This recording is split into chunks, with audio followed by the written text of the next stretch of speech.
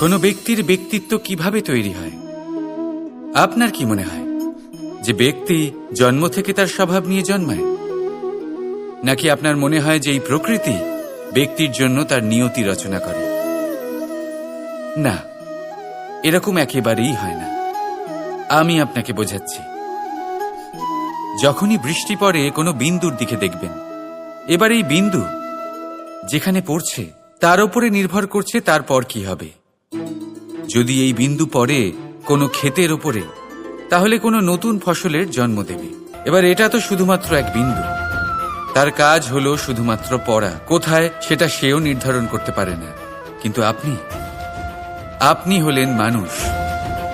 আপনি বাছাই করতে পারবেন যে আপনার সঙ্গী কারা হবে, কাদের সাথে আপনি মেলামেশা করে বড় হবেন। তাই তা ভালোভাবে করুন।